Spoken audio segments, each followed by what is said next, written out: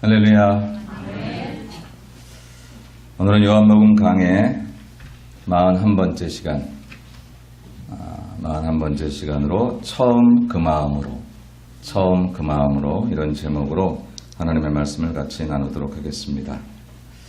작년에 어느 신문사에서 이런 설문조사를 한 게 있는데, 당신은 돌아가고 싶은 때가 언제입니까? 자신의 인생에서 돌아갈 수 있다면, 타임머신을 타고 돌아갈 수 있다면 언제로 돌아가고 싶은가? 남녀 10대에서 50대까지 1,500명을 대상으로 이런 조사를 했습니다. 여러분은 어디로 돌아가고 싶으세요? 네? 언제요? 20대. 우리 나춘하 집사님 또 선하 집사님이 얼마 되지 않았지만 20대 때 화려하셨나요? 아멘. 우리 집사람은 제 아내는 지금이 좋다고 그러더라고요. 돌아가고 싶지 않다고. 그래서 내가 무척 행복하게 해줬구나. 그랬는데 가만 생각해 보니까 돌아가고 싶지 않도록 고생을 했나? 그런 생각도 들고. 이 통계에서 나온 그런 돌아가고 싶은 시절의 1위는 20대였어요. 대부분 사람들이 다 20대로 돌아가고 싶어 했다는 그런 통계가 가장 많았다고 합니다. 10명 중에 2명꼴로만이 내가 인생을 잘 살고 있다고 생각을 한다고 그러고, 나머지 8명은 다 좀 후회하며 산답니다. 여러분 혹시 나 뭐 인생을 이렇게 살죠 후회하시면 여러분 그냥 평범한 사람인 것 같아요. 너무 그것 때문에 고민할 거 없어요. 다 대부분 다 후회하고 사니까 너무 인생 못 산 것처럼 그 생각할 필요 없을 것 같습니다. 대부분 다 그런가 봐요. 그런데 돌아가면 뭐 하고 싶은데 이렇게 물었을 때 1위가 한 30%가 후회 없이 공부하기, 이런 통계가 나왔대요. 굉장히 건전한 표본 집단을 이렇게 세운 것 같기도 하지만, 아마 우리나라가 출세하고 공부가 이렇게 좀 직결돼서 생각을 하잖아요. 많이 배워야 성공하고 출세한다, 그런 생각이 들어서 지금 몹시 살기가 힘들고 괴로우니까 내가 그 젊은 시절에 그냥 띵가띵가 놀기만 해가지고 이렇게 못 살지, 그런 생각이 들어가서 아마 후회 없이 공부하기, 그런 생각을 하기도 하는 것 같고, 그 다음에는 이렇게 다양한 취미 활동하기, 뭐 이런 두 번째 그런 통계도 나왔습니다. 생각해 보니까 저만 해도 제가 이제 50대 중반인데 저와 동시대를 살았던 사람들 다양한 취미 활동을 뭐 젊은 시절에 하지 못했던 것 같습니다. 지금 사람들은 뭐 신혼여행을 가도 뭐 아프리카의 어디를 자기들 웹사이트 다 찾아가지고 그렇게 가고 막 그러더라고요. 저희 땐 전 제주도 갔었거든요. 결혼식 끝나고 김포공항 가니까 똑같은 옷을 입은 비슷한 신혼부들이 쫙 있어가지고 비행기 한 대가 전부 다 신혼부부였어요. 제주도에 내리니까 관광버스가 쫙 도착해가지고 우리가 또 관광버스 전부 타가지고 똑같은 자리에 사진 찍고, 그것이 큰 여행이었던 그런 시대에 살고 있던 사람들이 아마도 지금 돌아가면 다양한 취미 활동을 하고 싶은 그런 생각들이 있는 모양입니다. 또 어떤 사람은 후회 없이 연애하기, 뭐 그런 통계도 나왔고요. 후회 없이 실컷 놀기, 그런 통계도 의외로 많이 나왔다고 합니다.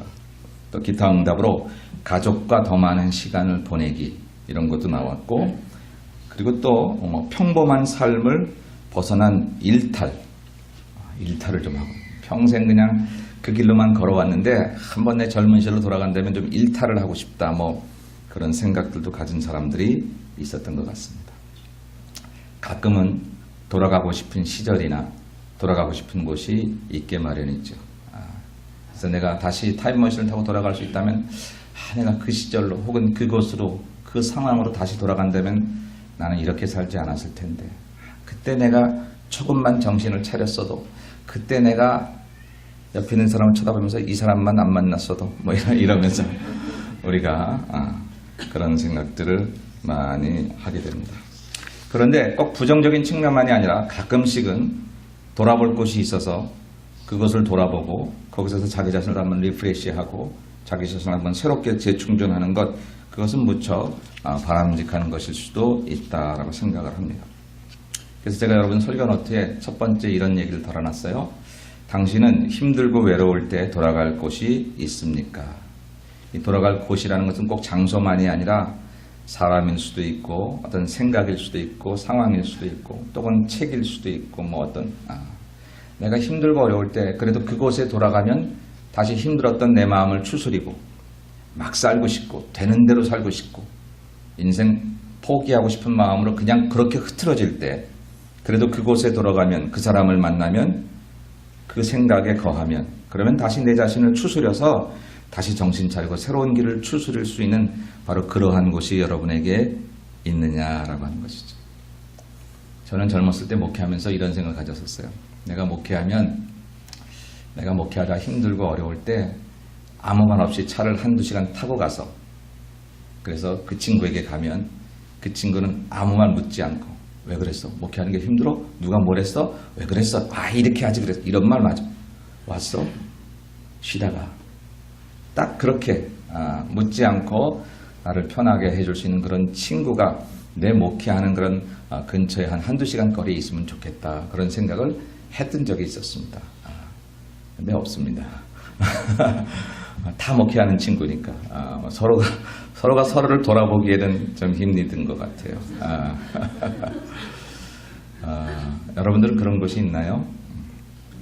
우리 선배들 이 LA에 한 50년, 60년대에 유학 갔던 그런 많은 이 땅의 올드타이머들은 그 당시에 참 한국 사람도 많지 않고 김치 먹고 싶고 뭐 그러던 시대 외롭고 힘들 때 열심히 공부하다가 도서실에서 이제 주말이 되면 미국 학생들은 다 놀러 나가요. 근데 그 놀러 나가는 아이들을 따라서 갈 데도 없고 갔다가는 내가 공부가 딸려서 그들보다 또 주말에 열심히 공부를 해도 영어가 안 되니까 그들을 따라갈 수 없는 그런 외로운 시절에 아무도 위로받을 곳이 없으면 주로 그 유학생들이 잘 가던 곳이 있었답니다. 어딘지 아세요?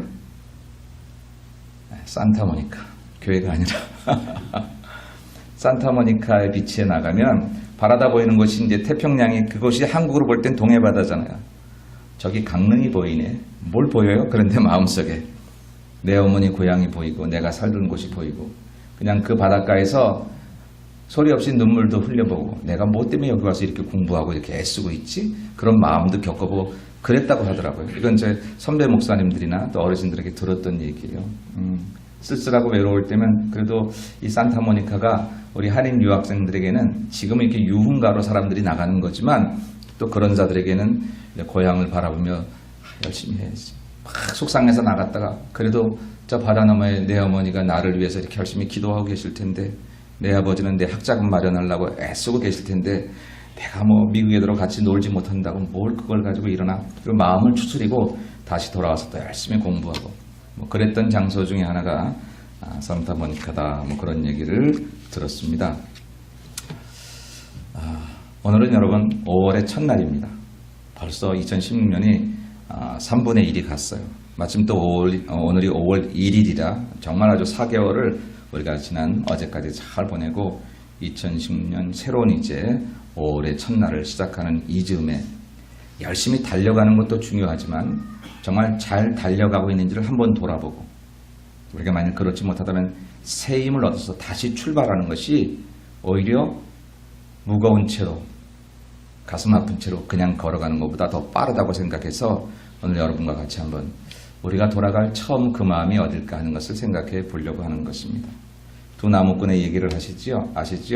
두 나무꾼이 열심히 나무를 베었다는 거 아니에요? 한 사람은 1분도 안 쉬고 도끼질을 했고 한 사람은 한 4, 50분 하다가 한 10분 놀고 또 4, 50분 하다가 한 10분 놀고 그러면서 이제 나무를 베었는데 나중에 보니까 10분씩 놀았던 사람이 더 많이 나무를 베었다는 거지요. 물었습니다. 아니 나는 쉬지도 않고 일하고 너는 쉬면서 일했는데 어떻게 네가 나보다 더 나무를 많이 베었느냐? 이유는 간단하죠. 그 사람이 말했습니다. 나는 10분 놀 때 도끼날을 갈았어. 도끼날을 갈았어. 무뎌진 도끼질로 하루 종일 열심히 애쓴 거는 애썼지만 그런 나무를 많이 벨 수 없었던 거예요. 40분을 일하든 50분을 일하든 10분 쉬면서 다시 도끼날을 잘 갈아서 아주 날카로운 이제 도끼로 나무를 베니까 훨씬 더 많은 이제 나무를 베울 수 있었다는 것이죠. 여러분 4개월 동안 열심히 잘 살아오셨습니다. 제가 알기에 이민자 중에 누구 하나라도 열심히 안 사는 사람이 없어요. 한국에서는 미국 이민 갔다 그러면 다 띵까띵까 뭐 배부르게 맨날 그런 줄 알지만 참 우리 이민자들의 삶이라는 게 어떤 애달고 말이죠. 몸이 재산이라 몸이 아프면 그저 때로는 하루 먹고 살 것도 없을 그런 상황이 되어지는 게 얼마나 많습니까? 여러분 애쓰셨습니다. 4월 4개월 동안 2006년 시작해서 여기까지 열심히 잘 달려오셨습니다. 그렇지만 힘든 일도 있었죠. 어려운 일도 있었어요. 첫 송구영신 예배를 드리면서 올해의 첫 주일을 시작했을 때 얼마나 가슴 뿌듯하게 큰 포부를 가지고 많은 계획을 가지고 시작했었는데 언제 그 계획은 다 날아가고 언제 그 비전은 다 날아가고 언제 그 뜨끈뜨끈했던 가슴 떨림은 다 날아가고 세상이 다 그렇지. 사는 게 다 그렇지. 내가 여기서 달라질 게 뭐 있겠나. 그런 어떤 비관과 낙심과 좌절로 또 우리가 혹시 살아가고 있는 우리들은 아닌지 오늘 한번 가던 길 잠시 멈추어 서서 내 자신의 모습을 돌아보자고요.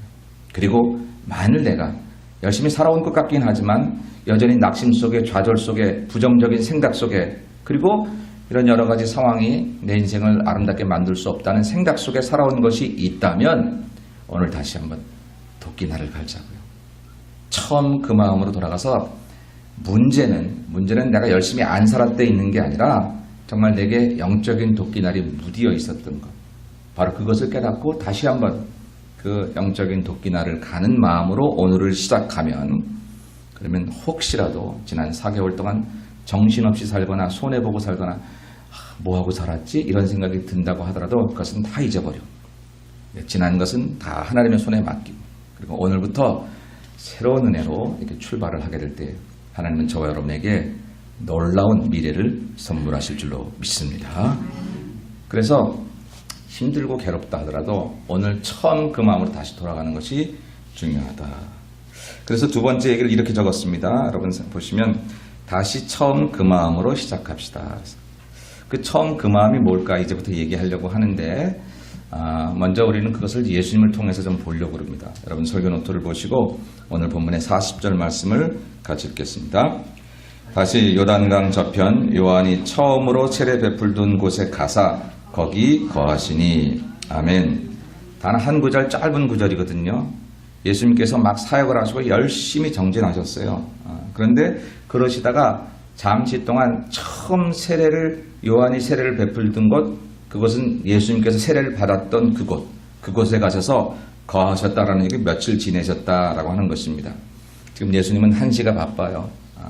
하나님의 아들이시긴 하셨지만 사람의 아들로 이 땅에 오셔서 참 하나님과 참 사람의 속성을 동시에 가지셔서 당신이 해야 될 그런 사명 앞에 늘 수많은 유혹과 시험이 있는 그곳 저절로 쉽게 넘어가는 것이 아니거든요. 만일 주님이 하나님의 아들이기 때문에 우리에게 쉽게 죄를 대속하셨다면 십자가의 그 고통, 채찍맞는 고통을 받으실 이유가 없잖아요. 그런데 그런 모든 고통을 당하시기까지 그분은 그만큼 많은 유혹과 시험과 또 시행착오들을 겪을 수 있는 환경이 있었다라고 하는 거죠. 근데 그때마다 예수님은 돌아갈 곳이 있었어요. 늘 그곳에 돌아가서 다시 자신을 충전한 그게 뭐냐면 하나님 아버지 앞이었습니다. 늘 예수님은 돌아가셨어요. 하나님 아버지 앞에 돌아가시는데 그곳에 돌아가셔서 충전하셨습니다. 예수님이 늘 가시던 기도하던 장소는 감람산이었습니다. 누가복음에 보니까 성경은 말하기를 습관을 따라 예수님께서 기도하러 가셨다. 그래서 예수님께서 이렇게 나가시는 뒷모습 보면서 제자들이 기도하러 가시는구나. 하나님 만나러 가시는구나. 이렇게 알 수 있을 정도로 그러셨다라고. 하나님의 아들인데 뭘 하나님의 아들에게 밤마다 기도하셔야 됐는지.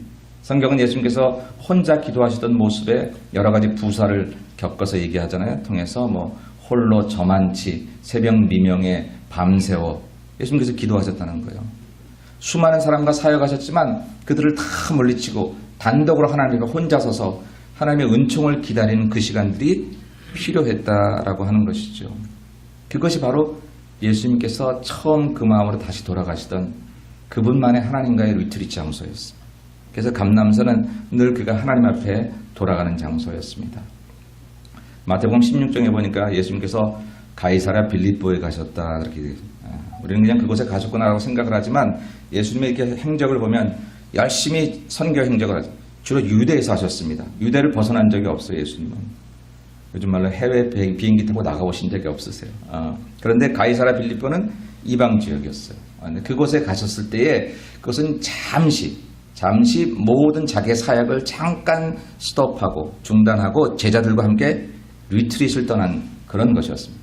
잠깐 쉬러 나가서 그 전까지 수많은 사람들이 예수님의 사역을 보고 막 예수님께 환호합니다. 당신은 하나님의 아들이라고 말하는 사람도 있고 구세주라고 말하는 사람도 있고 예수님을 찬양하고 막 그렇게 합니다. 수많은 환호와 수많은 예수님에 대한 그런 칭송들.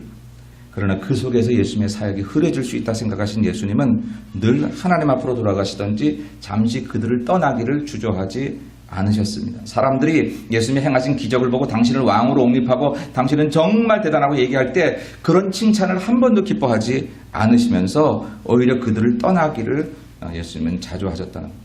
가이사랴 빌립보는 그래서 가십니다. 그리고 제자들에게 묻습니다. 사람들이 나를 누구라 하더냐?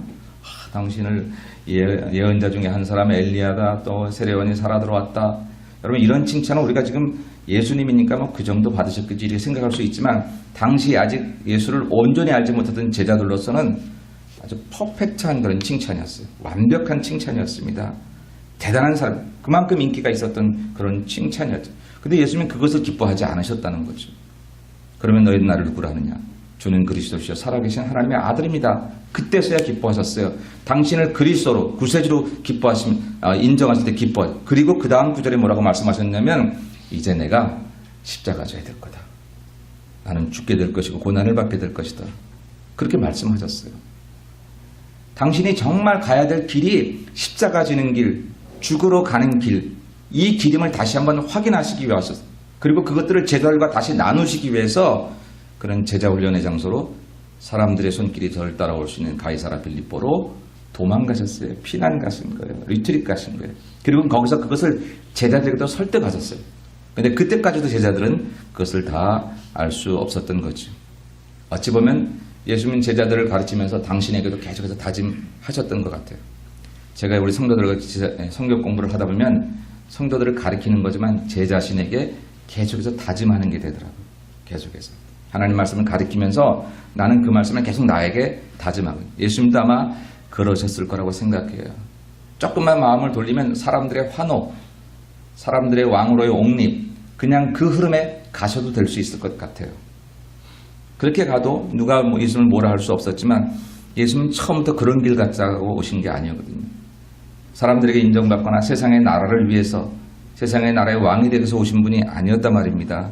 근데 사람들의 수많은 그런 환호 속에 본인 자신도 그것을 순간순간 놓쳐버릴 수 있을 때에 예수님은 늘 하나님께로 돌아가고 또 리트릿해서 그래서 정말 자기가 섬김의 종으로 사랑의 종으로 희생의 종으로 결국 십자가의 종으로 왔다는 사실들을 본인도 확인하고 제자들에게도 계속해서 가르쳐 주셨다는 이것이 예수님의 사역을 조금 더 흔들림 없이 만든 그런 길이었다라고 하는 것입니다.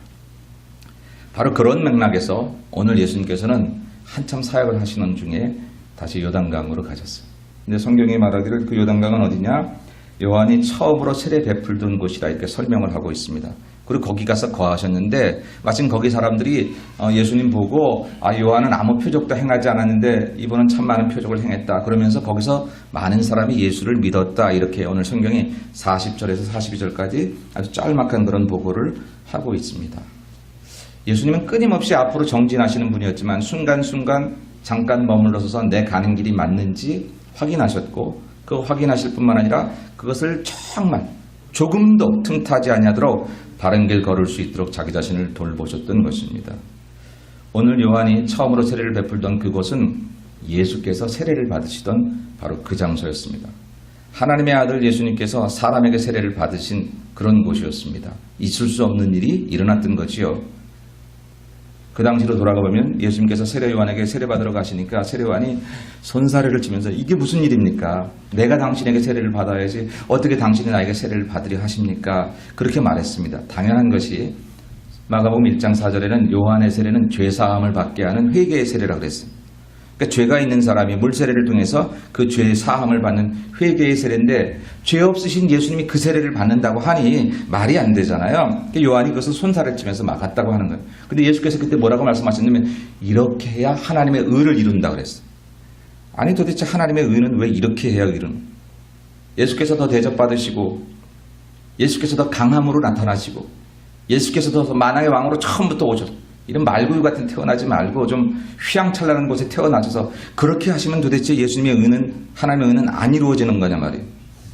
왜 이렇게 말구유에 태어나시고 왜 이렇게 사람에게 무릎 꿇고 세례를 받아요? 하나님의 아들이 도대체 그것도 죄사함을 받는 이 물 세례를 무릎 꿇고 받아야 하는 그것을 통해서만 하나님의 의가 이루어진다고 하는 것은 무엇이냐라고 하는, 그것은 예수님의 사역은 오로지 사랑과 희생과 섬김으로만 가능하다는 사역임을 우리에게 보여주었기 때문이다.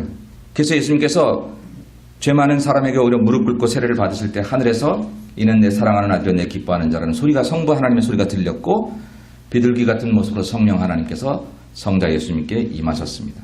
삼위일체 하나님의 역사가 거기서 우리에게 보여졌다라고 하는 거죠. 지금 다시 예수께서 돌아가신 그곳은 어디냐? 예수께서 사람에게 무릎을 꿇으시고 세례를 받으시던 그곳입니다. 이걸 객관적인 사실로 보면 신이 사람에게 무릎 꿇는, 일반적인 힐랍시나 서양 철학에서 말하는 신은 도대체 사람에게 그러한 굴욕을 당하는 신이 아니에요. 서양 철학이나 서양 신학에서는 이미 신 자체는 사람의 모습처럼 감동을 하든지 분노를 하든지 희노애락이 있다면 신이 아니라 그랬어요. 사람이나 그러는 거지 신이 어디 무감동, 아파테이아가 신의 특징이라고 얘기를 했어요. 근데 우리 하나님은 사람으로 오셨을 뿐만 아니라 사람에게 무릎 꿇으시고 그리고 물세례를 받으셔서 까닭은 우리의 죄를 속하고 우리의 죄를 이기게 하는 길은 오직 사랑과 희생으로 그 값을 대신 지는 길뿐이 없다고 하는 것을 하나님은 아셨고 예수님께서 그렇게 명령하셨기 때문에 예수님은 그런 자리에 서셨다라고 하는 것입니다. 그런데 사역의 길 동안 많은 사람이 예수님을 칭찬하고 칭송하고 예수님을 높였어요. 여러분, 예수님도 사람이었기 때문에, 사람이 가진 속성을 가지고 있었기 때문에 그 높임에 즐겁지 않을 리가 있겠습니까? 그럴 때마다 예수님은 낮아지시는 자체적인 훈련을 하셨던 거예요. 스스로 낮아지시기를, 스스로 다시 섬기시기를. 아무리 사람들을 높이려고 하여도 나는 하나님 앞에서 사람에게 무릎 꿇고 세례받고 시작한 종이라고 하는 사실, 그 사실을 잊어버리지 않아야 조금도 사람의 모든 죄를 위해서 당신의 또 다른 능력을 행하지 아니하고 사랑으로만, 희생으로만, 죽음으로만, 십자가로만 그 길을 걸을 수 있겠기에 예수님은 언제나 그 자리로 돌아가셨다라고 하는 것입니다. 오늘 본문에 재미있는 기사가 나옵니다. 오늘 본문을 읽지 않았지만 그 앞절에 여러분 성경을 보시고 39절을 한번 읽어볼까요? 오늘 본문 40절부터 읽었습니다만 39절의 말씀을 우리 같이 한번 읽어보겠습니다. 시작. 그들이 다시 예수를 잡고자 하였으나 그 손에서 벗어나 나가시니라. 아멘. 그들이 다시 예수를 잡고자, 수없이 많은 경우에 예수님을 잡으려고 했어요. 죽이려고 했어요. 그런데 여러분, 예수님이 누굽니까? 말씀 한마디로 이런 사람들 다 정리할 수 있는 사람이에요.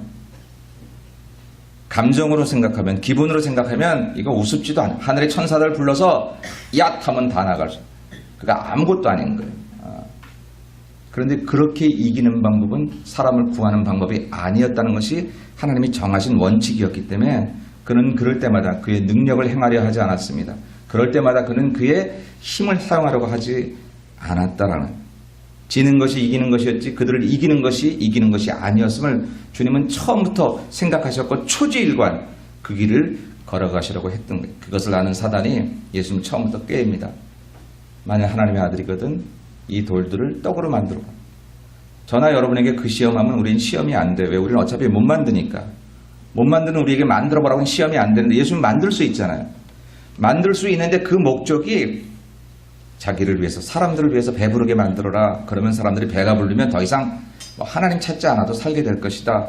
그럼 너는 인기 스타가 될 것이다. 라고 만들려고 하는 그 목적이 상실된 능력을 주님은 사용하기를 거부하셨다라는 것이죠. 그들이 다시 예수를 잡고자 하였어요. 근데 그 손에서 벗어나기는 하셨지만 그들을 세상적인 방법으로 처리하지 않으셨다라고 하는 것입니다. 우리가 믿음의 길을 걸어가다가 어떨 때 힘이 들고 어려면 믿는 거고 뭐고, 내가 이렇게 어려운데 지금 교회 가서 내가 헌금하게 생겼어. 내가 이렇게 어려운데 내가 교회 가서 예배드리게 생겼어. 또 다른 방법을 사용하고 싶을 때가 있어. 사람을 사랑하다가 내가 이렇게 사랑했는데 저 사람 내 마음을 알아주지도 않고 지멋대로 저러는데 내가 미쳤다고 너를 사랑하냐? 그러고 싶어질 때, 사랑하는 여러분, 그때 처음 그 마음으로 돌아가는 훈련을 우리 예수님께 배워야 할 것입니다. 아무리 힘들어도 믿음의 길을 쉽게 떠나서는 안 될 것이며, 아무리 내 마음대로 살고 싶어도 처음 우리를 부르셨을 때 그 감격, 그 기쁨, 날 구원하신 그 은혜 감사해서 주님 당신만 사랑하고 살게요 라고 다짐했던 그 다짐들을 아무리 형편이 어려워지고 아무리 세상 살기가 힘들어진다고 해도 결코 놓쳐서는 안 된다라고 하는 것이지요. 그것을 붙잡는 처음 그 마음이 오늘 그냥 그 마음 없이 열심히 달려가는 것보다 훨씬 낫다니까요. 예수 믿는 거 뭐 이래, 그리고 내 세상에서 열심히 돈 벌면 되는 거지, 아무리 열심히 달려가 설사 돈을 벌었다고 할지라도 처음 주께 구원받고 은혜 받았던 그 마음들 없이 벌었던 수많은 돈과 내 재물과 내 모든 것들은 아침 안개처럼 없어지는 것임을 우리는 알아야 된다라고 하는 것입니다. 그래서 처음 그 마음으로 다시 돌아가는 훈련이 우리에게 필요하다라고 하는 것이죠. 오늘 예수님은 다시 그 섬김의 자리로 돌아가셨습니다. 사람에게 무릎 꿇었던 그 자리를 돌아가셨습니다. 지금 자기를 다시 잡으려는 많은 사람들 솔직히 말씀 한마디를 다 처리할 수 있습니다. 하나님이 그걸 싫어하신 것을 아들 예수님은 아셨어요. 세상의 왕으로 자기를 보내신 것이 아니기 때문에 세상의 방법으로 처리하고 싶지 않으셨던 거죠. 나중에 우리 알잖아요. 유다가 예수님을 잡으려 왔을 때 베드로가 화가 나서 말고의 귀를 이렇게 챘는데 하나님의 방법이 아닌 것을 그 순간, 잡혀가는 그 순간에도 예수님은 그에게 설득하셨어요. 칼로 일어난 자는 칼로 망. 이거 하나님의 방법이 아니다라고 설득. 초지일관 처음부터 끝까지 사랑과 희생과 섬김으로 가시는 그 사역의 길에 수없이 많은 유혹과 시험으로 곁길 가고 싶고 내 마음대로 내 기분대로 가고 싶을 그때에도 그는 내 마음이 아니라 하나님의 마음, 하나님의 원칙, 하나님이 기뻐하시는 바로 그 순간을 놓쳐버리고 싶지 않았다는 거지요. 겟세마네 동산에 기도하실 때도 주여 너무너무 힘들어서 이 자리 내게서 지나가기를 원합니다. 그러나 내 원대로 마옵시고 아버지의 뜻대로 아버지의 원대로 하옵소서라고 기도했던 바로 그 예수님의 마음은 처음부터 끝까지 처음 그 마음을 잃지 않았다라고 하는 것이죠. 지난 4개월 동안 여러분 열심히 살아오셨지만 힘들고 어려움 많으셨죠. 지난 한 달은 또 우리에게 조금 여러 가지 힘든 일도 있었습니다. 그래 이제 우리가 5월을 맞이하면서 우리들이 다시 출발할 때 그냥 머리만 동요면 되고 되는 게 아니에요. 결심만 한다고 되는 게 아니에요. 다시 우리의 참 진정한 힘을 얻을 수 있는, 살아갈 수 있는 에너지를 얻을 수 있는 곳으로 돌아가야 됩니다. 그곳이 어디입니까? 하나님이십니다. 그것이 바로 교회를 통해서 우리에게 주신 하나님의 은혜의 자리고 기도의 자리고 예배의 자리고 하나님께서 원하시는 그 자리로 돌아가야 우리가 다시 새 충전을 얻을 수 있다라고 하는 것이지요. 여러분 열심히 달려갈 생각만 하지 마시고 내게서 에너지가 어디서 오나 보셔야 돼요. 나는 지금 에너지를 어디서 얻나 보셔야 돼요. 어떻게 하다 보니까 하나님 믿는다고 사업하고 있는데 처음 사업 시작할 때는 하나님이 주인이에요. 내 사업의 주인은 하나님이시죠. 그러고 시작했는데 웬걸? 언제 하나님은 없으셨어요. 하나님이 사장이라고 생각하고 빈자리 하나 사장 이게 의자를 마련했었는데 웬걸? 실제로 살기는 그렇게 안 하셨어요. 11조도 제대로 드리지 않았고요. 또 어려울 때 하나님께 간 거 하나님이 공급자 되심을 의심했어요. 만약 그렇다면 이제 열심히 살아가는 게 당신을 살리는 게 아니라 다시 처음 그 마음으로 돌아와서 하나님 당신이 내 사업의 주인이시고 사장님이시고 공급자이심을 내가 다시 한번 확인하기를 원합니다. 라고 그 자리로 돌아갈 때에 오늘부터 그런 마음으로 출발하는 저와 여러분의 발걸음이 우리에게 승리하게 될 줄로 믿습니다. 그런 마음으로 여러분 우리 자신들을 돌아봐야 된다. 그래서 제가 몇 가지만 좀 그런 얘기를 이렇게 상기시켜 보려고 그래요. 그 전에 한번 우리는 베드로 얘기를 먼저 한번 볼까요? 여러분 베드로는 예수님께 정말 사랑받았던 제자고 또 뭐 예수님 사랑하는 것에 뒤지지 않을 그런 제자였습니다. 근데 베드로가 예수님 십자가 지시기 전에 장담했잖아요. 난 죽기까지 당신을 떠나지 않을 거라고. 그런데 상황이 어려워지니까 3번이나 부인을 했습니다. 베드로 욕할 거 없어요. 우리들 다 비슷하죠. 그죠? 그렇게 됐습니다. 주님께서 십자가에서 죽어보고 나니까 베드로의 그 다음 행적이 거기에 잘 기록되어 있지 않지만 어쨌든 참 쓸쓸하고 힘들었을 것입니다. 주님 부활하셨던 소식을 듣고 보기도 했었지만 아직 마음이 시원치 않았던 것 같아요. 그래서 요한복음 21장에 보니까 베드로는 물고기 잡으러 나갔다. 여러분 설교 노트를 보시고 베드로의 이런 얘기가 나옵니다. 21장 2절로 3절의 말씀을 같이 보죠. 시몬 베드로와 딘두보라는 도마와 갈릴리 가나 사람 나다나엘과 세베대의 아들들과 또 다른 제자들이 함께 있더니 시몬 베드로가 나는 물고기 잡으러 가노라 하니 그들이 우리도 함께 가겠다 하고 나가서 배에 올랐으나 그날 밤에 아무것도 잡지 못하였더니. 아멘. 갈릴리 호숫가로 나갔어요. 나는 물고기 잡으러 가노라 이렇게 얘기했어요. 그래서 이 말을 가지고 학자들이, 성서학자들이 설명할 때 이제 좀 포기하고 이제 새날이 없나 보다 생각하고 배운 게 뭐 그거니까 어부니까 이제 그렇게 해서 나갔다 이렇게 해석하는 사람도 있고, 또 어떤 이들은 예수님에 대한 그리움, 예수님에 대한 생각으로 다시 그 바닷가에 나갔다 이렇게 얘기하는 사람도 있습니다. 저는 후자 쪽입니다. 3년 동안 예수님과 한 몸처럼 생각했던 베드로, 비록 용기가 없어서 순간 예수님을 부인하기는 했지만 여전히 그는 예수님에 대한 지나칠 정도로 사모하는 그 마음이 있었어요.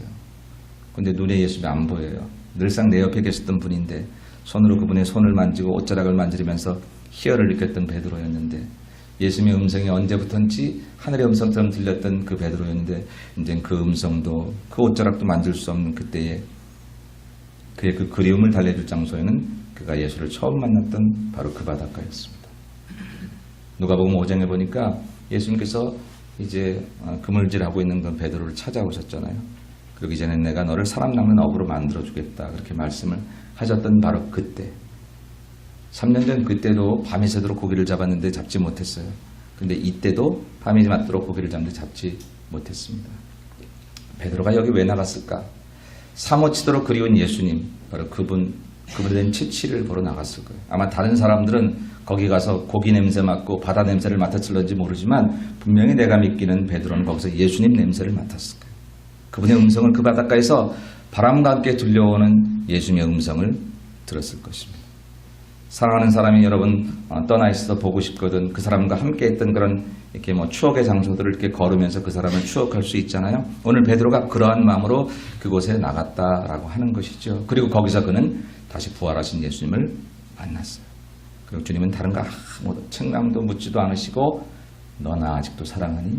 사랑하잖아요. 예수님. 너 정말 사랑하니? 내가 넘어진 것 같고 그러세요? 그래도 사랑하잖아요.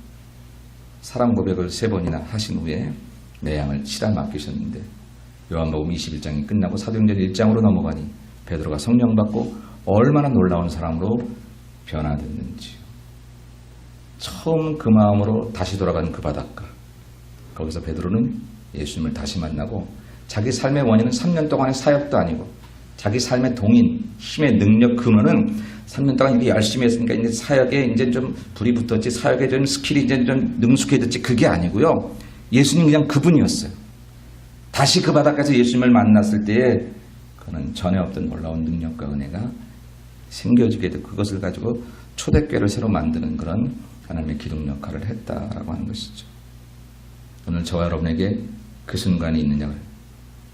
힘들 때 다시 그곳으로 돌아가서 그것이 예배당이 되었든 그것이 여러분 집이 되었든 그것이 내가 예수를 처음 만났던 장소가 되었든 어디가 되었든 간에 다시 그곳으로 돌아가서 예수님 만나서 그 예수님으로 인해서 내 삶에 동인을 얻고 능력을 얻고 힘을 얻어서 세상이 아무리 우리를 힘들게 하고 어려워해도 내 삶의 조건이 아무리 나빠진다고 할지라도 사람들이 모두 나를 떠나고 혹 나를 배신해서 내 아픈 가슴을 부여잡고 있다고 할지라도 오직 예수님 그분을 다시 만남으로 이 모든 것들을 다 이기고 넉넉히 다시 살아날 수 있는 바로 그 순간, 처음 그 마음, 여러분 그 순간이 있으십니까? 오늘 우리에게 필요한 것은 바로 처음 그 마음과 그 순간입니다. 오늘 이 예배를 통해서 저와 여러분에게 다시 주님 처음 만나던 그 순간, 구원받았을 때 그 감격들, 세례받았을 때의 기쁨들, 주님께서 나에게 그 일을 맡겨줬을 때 정말 감사하면서 하던 그때 그 순간, 그 시절로 돌아가시기를 주의 이름으로 간절히 축원합니다. 몇 가지만 얘기를 드리면요.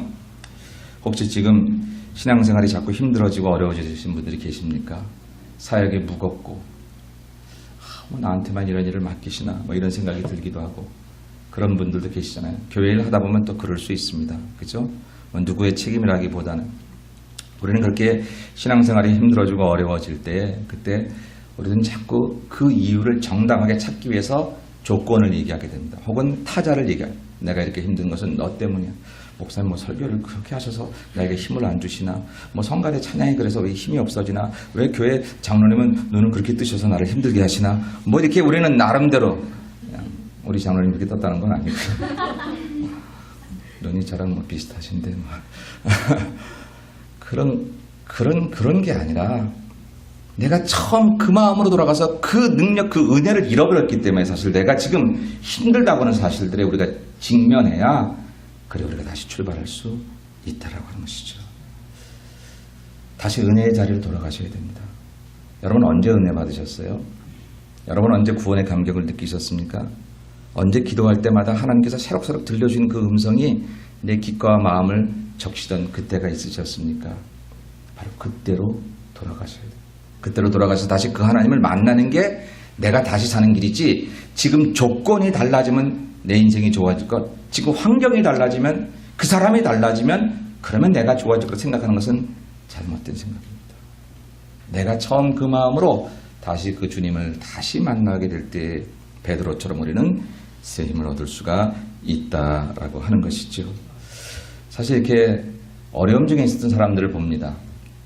그럼 어려울 때는 그래도 우리 성도들이 기도하더라고요. 새벽에 나와서 기도해요.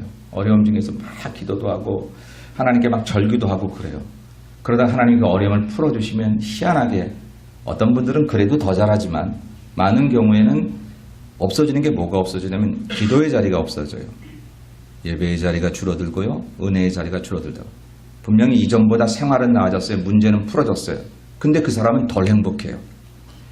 생활이 어렵고 문제가 있어서 괴로울 때 그때 주 앞에 나와서 간절히 기도할 때 어렵기는 했지만 하나님을 만나서 오히려 영으로 살아있던 그 사람이 오히려 문제가 풀어지고 생활이 나아졌음에도 불구하고 행복지수는 더욱더 없어지고 자꾸 스스로 세상적인 사람만 돼가고 있어요. 하나님 없이도 이제 살 것 같아요. 하나님 주셨던 은혜가 그렇게 선명하지도 않아요. 하나님 때문에 살았나? 세월 지났으니까 이렇게 됐지 라고 하는. 왜 그래요? 누구 탓인가요? 교회가 그런 만족을 못 줬나요? 저 사람이? 아니요. 내가 은혜의 자리를 잃은 거예요. 내가 기도의 자리에 그때만큼 나가지 않은 거예요. 그때 절박해서 하나님께 매어 달리고 나를 살려주시면, 나에게 이 문제를 해결해 주시면, 나에게 이런 환경을 주시면 내가 주를 위해 살겠나라고 다짐했던 바로 그때의 그 간절함이 없어짐으로 내게 영적으로 주어지는 행복지수가 점점 사라진 거죠. 그런데 우리는 그렇게 생각하지 않고 오히려 자꾸 어떤 조건이나 상황 탓만 하게 되니까 문제가 생겨진다. 우리 교인들 그렇지 않겠지만 혹시 신앙생활이 힘들고 어려운 분들이 계실 수 있잖아요. 뭐 예수 믿는 게 다 뭐 이러냐, 힘들다, 어렵다. 교회 나가는 일주일에 한 번 나오는 게 뭐 무겁고 말입니다. 누가 나 끌어내는 것 같고. 혹시 그렇게 계시면 사랑하는 여러분, 언제라도 주께서 여러분을 처음 부르셨을 때, 그래서 내가 감격했을 때, 은혜 받았을 때 그 자리로 돌아가셔야 됩니다. 그리고 반드시 거기서 하나님 만나서 그 은혜를 회복하셔야 됩니다. 만일 내게 그런 시간이 한 번도 없었다고 생각하면 주의 종과 만나셔서 상담하시고 같이 기도하시고 정말 여러분을 위해서 기도해 줄 수 있는 우리 마을 모임의 기도 자리에 그것을 내놓으십시오. 그리고 기도 부탁을 하십시오. 내게는 그런 경험이 없는데 지금 힘들고 어려운데 여러분들이 나를 위해서 기도해 주시면 내가 다시 일어설 줄로 생각하니 나를 위해 기도해 달라고 솔직하게 고백하셔서, 그래서 여러분 그 자리로 돌아가셔야 된다라고 하는 것입니다. 우리에게 문제는 지금 조건이 달라진 게 문제가 아니라 내가 은혜의 자리에 이전만큼, 기도의 자리에 이전만큼, 예배의 자리 이전만큼 있지 않기 때문에 그래요. 점점 은혜가 떨어지고 힘이 없어지고 마음에 어떤 어려움이 생기는 사람들을 보면 여지없이 기도의 자리, 예배의 자리, 은혜의 자리에, 봉사의 자리에 점점 없어지고 있어요. 근데 스스로는 생각하기를 내게 그런 은혜가 없거나 어떤 잘못들 때문에 내가 이렇게 돼서 그걸 안 한다고 생각하지만 안 해서 그렇게 되는, 그 자리를 떠나서 그렇게 되는 것이다. 오늘 처음 그 마음을 회복하십시오. 은혜 받았던 분들을 기억하십시오. 나를 구원하시고 은혜 받은 그 한 사건만으로도 지금 어렵고 이런 얘기 할 것 없습니다. 하나님 앞에 그런 얘기 할 것 없는 우리들입니다. 날 구원해 주신 그 사건 하나만으로도 여러분 충분히 아무 말 안 하고 하나님께 평생도록 감사 얘기만 하고 살아갈 수 있을 만큼 우리는 목숨을 구원받은 사람들입니다. 그것을 확실히 모른다면 우리는 아직까지 구원받은 감격이 없는 거지요. 그 믿음을 가지고 날 구원해 주신 그 사실 하나만으로도 내가 이렇게 주저앉을 수 없다는 사실, 내 어머니가 한국에서 나를 위해 기도한다는 그 사실 하나만으로도 내가 이민생활에 이렇게 주저앉으면 안 되지, 사람 생각을 해도 그럴 텐데 날 위해 목숨 버려 이 땅에 오시고 모든 고통 받으시며 날 살리시기 위해서 무릎 꿇으신 그 예수님, 바로 그분을 생각하시면서 내가 이렇게 주저앉으면 안 되지. 이것 때문에 나태하고 게으르거나 이것 때문에 핑계대고 내가 이렇게 앉아있으면 안 되지 하는 생각을 갖는 것이 마땅한 성도의 도리인 줄로 믿습니다. 힘들고 어려울 때 날 구원하신 그 은혜의 자리로 돌아가시기를 주의 이름으로 간절히 축원합니다. 사람에 대한 미움이 있는 사람들에게 말합니다. 살다 보니까 사람 사는 게 관계더라고요. 나 혼자 아무리 행복해도 행복하지 않아요. 제가 그러잖아요. 여러분이 행복할 수 있는 비결을 제가 얘기했어요. 어떻게? 내 옆 사람을 축복하라고. 왜? 내 옆 사람이 불행하면 내가 혼자 아무리 좋은 일이 많아도요, 행복하지 않아요. 사람은요, 행복을 누릴 사람이 없으면, 같이 나눌 사람이 없으면 행복하지 않은 거예요. 어린 시절에 100점 맞았을 때 엄마 100점 맞아서 그 시험지를 가지고 집에 와서 문을 열었을 때 그걸 자랑할 수 있는 엄마가 없으면 우리는 그 100점이 그다지 기쁘지 않은 거예요. 옆 사람은 축복하셔야 돼요. 옆 사람이 행복해야 내가 행복한 거예요. 근데 잘못 알고 내가 행복해, 옆 사람을 눌러서라도 내가 행복해질 것 같지만 그건 전혀 잘못입니다. 그런 점에 있어서 사람 살다 보니까 미움으로 기억되는 사람들이 있어요. 실망으로, 배신으로, 혹은 여러 가지 생각들로 기억되는 사람들이 있습니다. 그런 마음을 가진 우리들이 있다고 하면 빨리 좋은 기억의 자리로 돌아가십시다. 그 사람 만났던 중에 그 늘 고마웠던 자리로 다시 돌아갔습니다. 지금 아무리 나를 서럽게 하고 서운하게 해도 그거 다 잊고 고마웠던 자리, 즐거웠던 자리, 그 자리로 돌아가셔서 그 사람을 그렇게 기억하십시다. 그리고 하나님께 감사하고 그 사람을 위해서 오히려 축복하며 기도하십시다. 걱정되시는 거 있죠? 그래도 그 사람 모르면 어떡해요? 나만 그러고 있어요? 예. 하나님이 알게 하실 거예요. 하나님 그냥 계시나요? 내가 이렇게 달라지는데 하나님께서 그냥 계시나요? 근데 만약 그 사람이 정말 안 달라진다면 성경은 말하기를 네가 누구를 축복했는데 그 축복이 그 사람 안 받으면 내게 돌아온다 했으니 우리는 절대 손해 날 것이 없는 그런 하나님의 방법이다라고 하는 것이지요. 살다 보니까 그렇게 아둥바둥할 것도 아닌데 왜 그렇게 살았는지 그런 기억들이 있잖아요. 사랑하는 여러분, 우리의 마음 가운데 미움, 시기, 질투 혹은 배신, 배반 혹은 뭐 다른 섭섭함, 서운함으로 기억된 사람들이 있거든.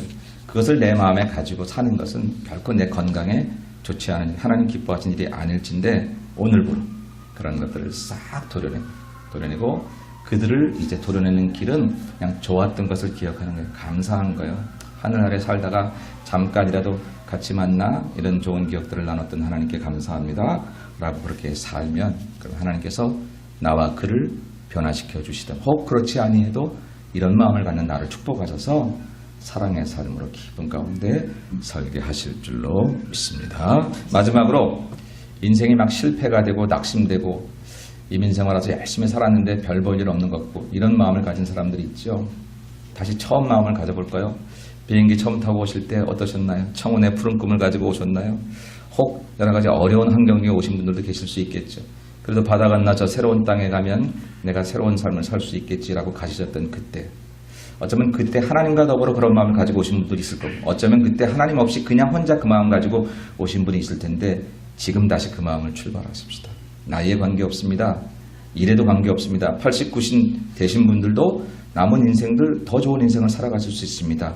중요한 것은 이제는 하나님과 함께, 이제는 하나님과 영원한 소망 되신 하나님이 오늘 내 사업을, 오늘 내 직장을, 오늘 내 갈 길을 축복하시면 내가 처음 바다 건너오던 그때보다도 더 확실하게 나의 미래는 하나님에 의해서 계획되어지고 플래닝 되어질 수 있다는 사실들을 기억하고, 실패나 낙심 속에 있는 것은 그런 계획을 가지신 내 파트너이신 하나님을 우습게 만들고 무시하는 꼴임을 생각하고, 나는 부족하지만 나와 동행하기를 원하시는 하나님에 대한 기대를 가지고 다시 오늘 새 출발해서 이제부터 뭘 하겠노? 이런 인생이 아니라 오늘과 내일은 내 인생에 있어서 가장 귀하고 멋진 일들이 일어날 것이라는 기대를 가지고 시작하신다고 하면 지난 사회를 어떻게 살아오셨든지 오늘부터 시작되는 여러분의 앞날은 하나님 때문에 멋진 날이 되게 될 줄로 믿습니다. 처음 그 마음으로 비행기 탈 때 푸른 꿈을 가졌던 그 마음, 근데 지금은 그 마음보다 더 큰 마음, 하나님과 함께하는 그 마음으로 오늘부터 우리 이민생활은 새로 시작합니다. 오늘부터 나의 교회 생활은 새로 시작합니다. 오늘부터 내 인생의 새로운 인생의 후반전이 시작합니다. 라는 믿음을 가지시고 오늘 다시 출발하시면 그 마음 가지고 나가는 길에 어제 안 되던 것이 내일 해결될 것입니다. 어제 장벽이 든 것이 오늘은 걸림돌인 줄 알았는데 그것이 디딤돌이 되는 것을 발견할 수 있게 될 것입니다. 예수님은 당신의 초심을 위해서 날마다 처음 그 마음으로 돌아가시기를 하셨습니다. 그래서 하나님 만나시고 다시 그 마음 가지시고 때를 따르는 죽기보다 힘든 그런 자리에서도 늘 초심을 지키실 수 있었던 것처럼 하나님의 아들도 그러셨는데 하물며 우리들 수없이 인생의 곁길 가고 내 마음 흐트러지고 싶은 그때에 마음대로 살고 싶은 그때 오늘 다시 한번 하나님과 함께 만나는 처음 그 마음을 가지고 신앙생활에서 내게 구원해 주신 그 은혜의 자리에 그 기도의 자리에 다시 돌아가고 사람을 향해서도 정말 좋았던 기억만 사랑했던 순간만 그렇게 기억하고 그리고 내 인생에 있어서도 실패와 낙심에 지난 실패들을 기억하지 말고 오늘 하나님 때문에 새로운 출발이 여기서 멋지게 시작됨을 기억하고 다시 돌아가는 그 자리를 통해서 세임 얻으셔서 5월 1일 오늘부터 여러분의 인생에 하나님 때문에 있게 될 멋진 날들을 기대하고 선포하고 겪고 경험하는 아름다운 성도들의 삶이 되시기를 주님의 이름으로 간절히 축원합니다. 기도하십시다. 하나님, 올해만 해도 2010년을 시작하면서 얼마나 많은 포부와 생각과 선한 일들을 계획하고 시작했는지 모릅니다. 살다 보니 4개월이란 짧은 시간에도 그 모든 것들 다 없어지고 사느라고 지치고 바빠서 그러느라고 하나님 주셨던 마음들 소멸하고 그저 인간의 복잡한 감정 속에 있는 생각과 마음들만 우리 마음에 어지럽게 혼탁하게 가득 차 있는 모습으로 어제까지 살아온 저희들은 아닌가 오늘 하나님 앞에 저희 자신들을 돌아봅니다. 우리 영원한 의사가 되신 주님 우리를 진단해 주시고 우리에게 새로운 처방을 해 주셔서 다시 처음 그 마음으로 하나님 만났던 그때의 그 즐거움으로 그 감격으로 하나님께 사명받고 평생토록 내가 이 일을 위해서 헌신하겠다고 다짐했던 그때의 기쁨으로 사람을 만나서 참 좋았던 그 순간으로 하나님 때문에 앞길이 대로처럼 열렸을 거로 기대했던 그 순간으로 다시 한번 우리 마음을 돌려주시고 이제 그곳에 우리 홀로 가는 인생길 아니고 이제는 예수님과 하나님과 함께 이 길을 다시 출발함으로 살아왔던 인생도 중요하지만 앞으로 살아갈 인생길이 더 중요한 것임을 깨닫고 내 하나님과 더불어 새로운 출발을 해가는 성도들이 다 될 수 있도록 주님 은총을 베풀어 주시옵소서. 그래서 베드로가 다시 만난 주님 앞에 주님 사랑합니다. 이전보다 더 사랑합니다. 라고 고백했던 주님과의 경험을 통해서 사도행전의 베드로가 되었던 것처럼 오늘 우리도 주님 정말 사랑합니다. 다시 그 사랑을 회복해서 그 사랑을 통해서 내 삶에 흐트러졌던 모든 것을 다시 출발하기 원합니다. 기도하는 저희들에게 그렇게 이루어지도록 역사하여 주시옵소서. 거룩하신 예수님의 이름으로 간절히 기도 올리옵나이다. 아멘.